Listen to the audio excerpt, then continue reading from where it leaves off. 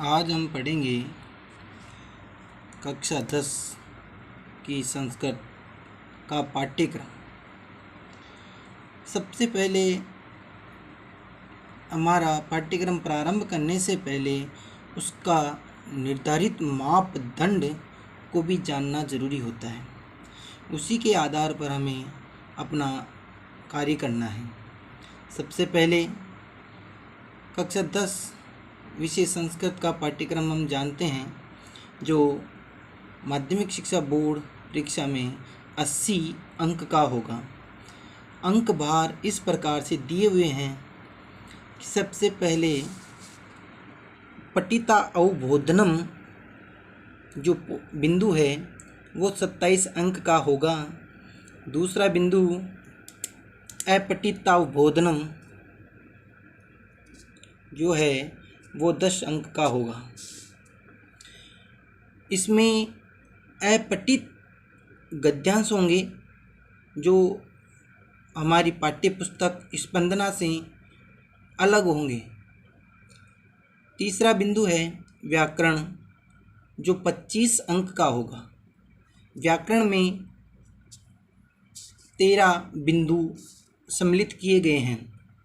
चौथा बिंदु आ रहा है रचनात्मक कार्यम, ये होगा 18 अंक का।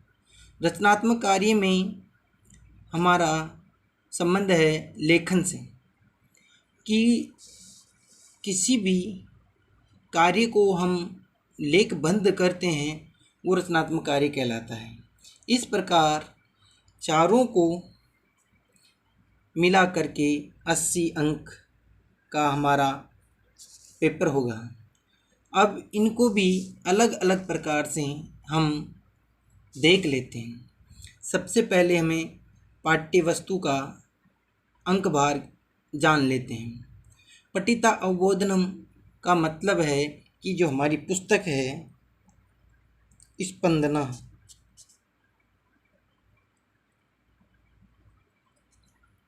वो 27 अंक की होगी। अर्थात स्पंदना नामक पुस्तक में से 27 अंक के प्रश्न माध्यमिक शिक्षा बोर्ड की परीक्षा में आएंगे। इसमें पहला बिंदु है पाठ्य पुस्तकात गद्यांश से हिंदी भाषा या अनुवाद है। अर्थात पाठ्य पुस्तक में से जो अपने पाठ हैं उनमें से 2 गद्यांश दिए जाएंगे, जिनमें से एक का हिंदी अनुवाद करना होगा जो 5 नंबर का होता है। दूसरा है पाठ्य पुस्तक पद्यांश का हिंदी अनुवाद। जो श्लोक होते हैं 2 श्लोक दिए जाएंगे, उनमें से किसी एक का हिंदी अनुवाद करना होगा, ये 5 नंबर का होगा। पाठ्य पुस्तक में से नाट्यांश का संस्कृत व्याख्या,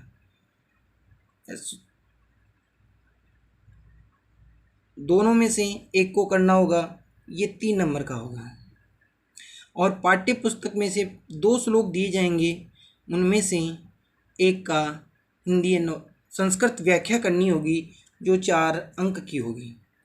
उसके बाद में अपनी पाठ्य पुस्तक में से 8 प्रश्न आएंगे संस्कृत भाषा में, जिनमें से किन्हीं भी 5 प्रश्नों के उत्तर संस्कृत भाषा में लिखने होंगे, वे भी 3 अंक के होंगे। प्रश्न निर्माण 4 प्रश्न पत्र में आएंगे, 1-1 अंक के, ये भी 4 अंक के हो जाएंगे।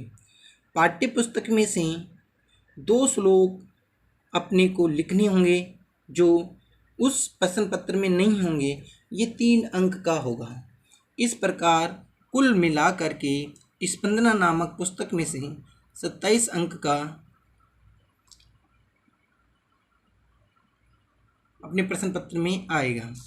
अगला है अपठित अवबोधनम, अपठित गद्यांश।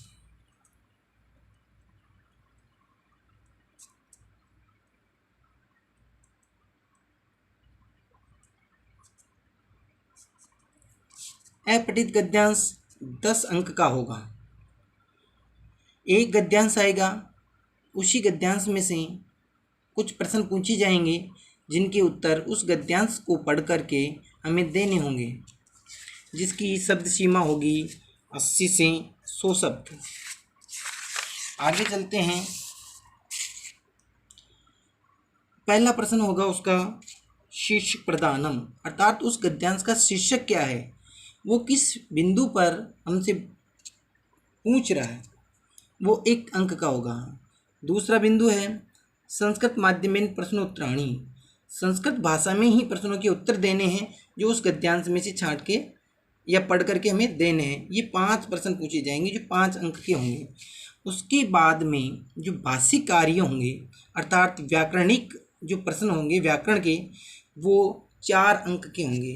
व्याकरण में से किसी भी प्रकार से आपको इनमें से 4 प्रश्न पूछे जाएंगे। वो इस प्रकार से हो सकते हैं। वाक्यशु कर्तृक्रियापदम कि एक आपको वाक्य दिया जाएगा जिसमें से आपको कर्ता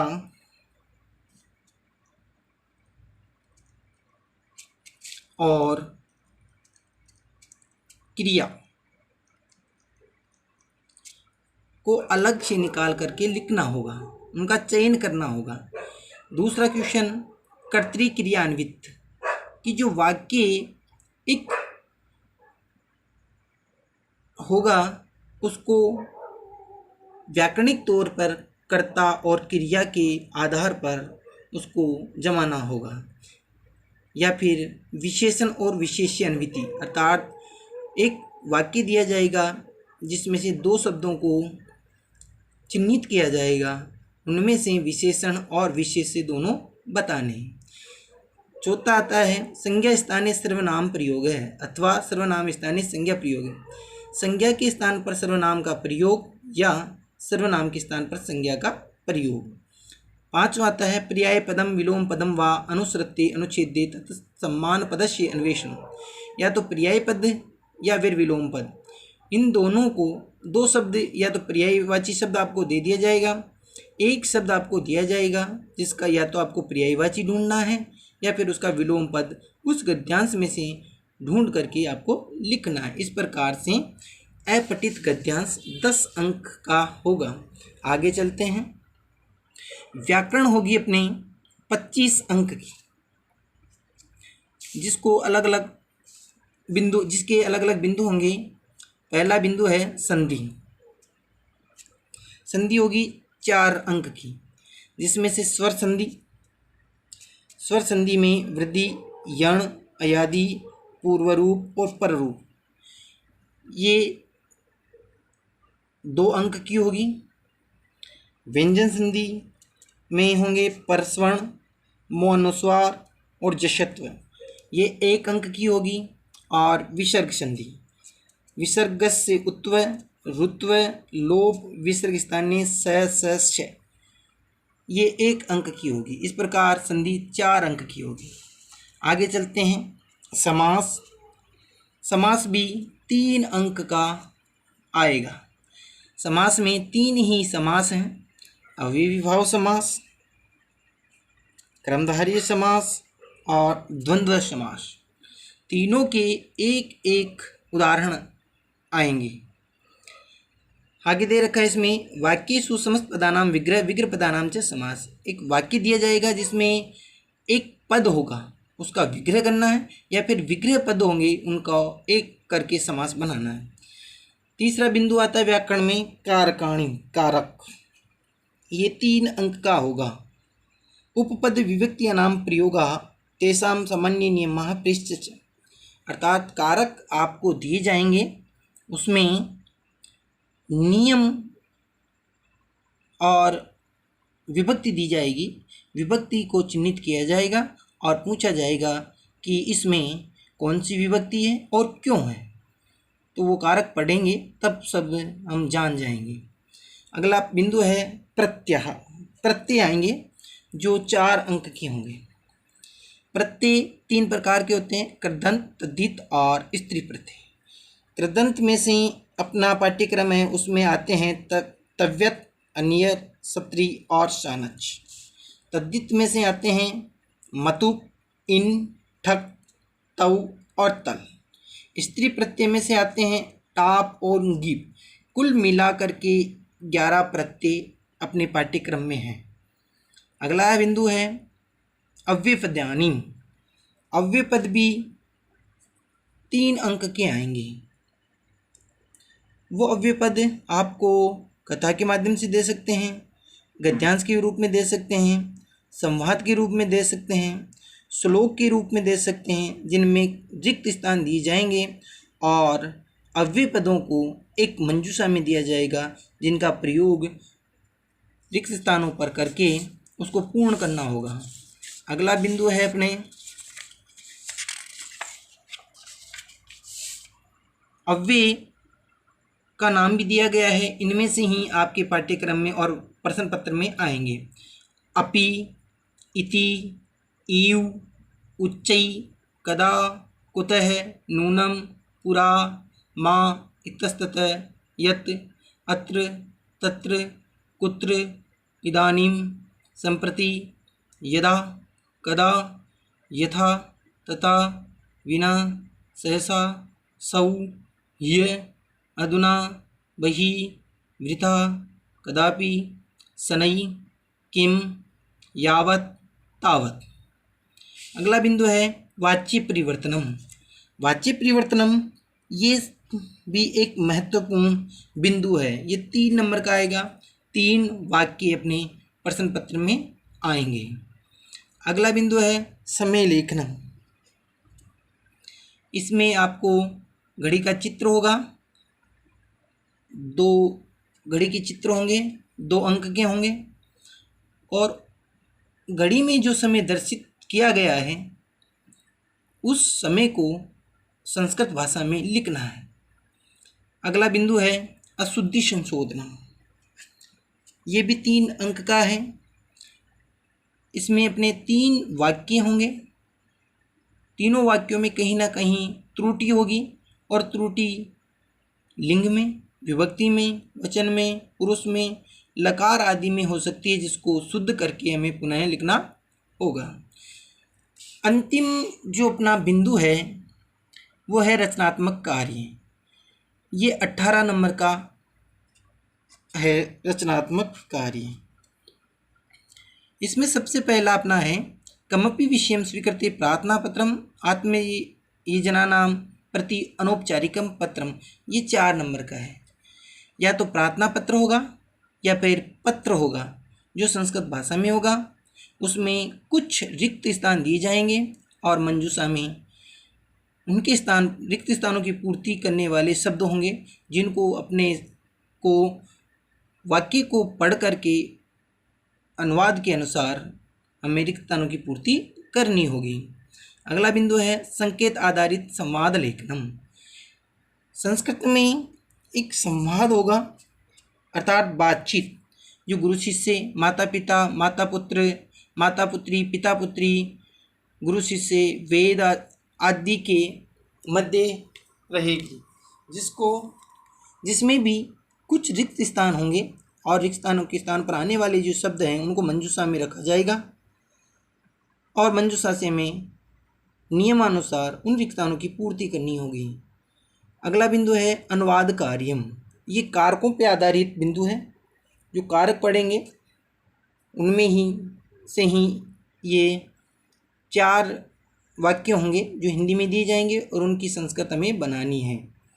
ये भी 4 अंक के होंगे। फिर अगला है चित्र आधारित वर्णनम। एक चित्र दिया जाएगा, उसको देख करके उसी के साथ में अपने को कुछ मंजूषा में शब्द भी दिए जाएंगे। एक शब्द की या 2 शब्दों की सहायता से हमें चित्र के आधार पर वाक्य बनाने हैं, जो हमें 3 वाक्य या 6 वाक्य बनाने होंगे संस्कृत भाषा में। ये 3 अंक का होगा। अगला बिंदु है अपना कथाक्रम संयोजनम, अर्थात एक कहानी होगी जिसमें से 6 वाक्य हमारे पास होंगे जिनका क्रम सही नहीं होगा। उसको समीचीन करने के लिए अर्थात सही क्रम से जमाने के लिए अपने से कहता है और उनको सही क्रम से जमाना है। लाइनें या पंक्तियां कहीं से भी हो, पंक्तियों का क्रम हमें देखना है। ये भी 3 अंक का होता है। इसी प्रकार हमारा पाठ्यक्रम 80 अंक पर आधारित है, जो हमें यहाँ पे देखना होगा। अपठित अवबोधनम 27 अंक का, अपठित अवबोधनम 10 अंक का, व्याकरण 25 अंक की और रचनात्मक कार्य 18 नंबर का। इसमें कुल मिलाकर बात ये आती है कि व्याकरण यहाँ पर 53 अंकों की है। इसलिए संस्कृत में अच्छे अंक प्राप्त करने के लिए व्याकरण पर ज़्यादा ध्यान देना होगा। आज यहीं पर क्लास समाप्त करते हैं।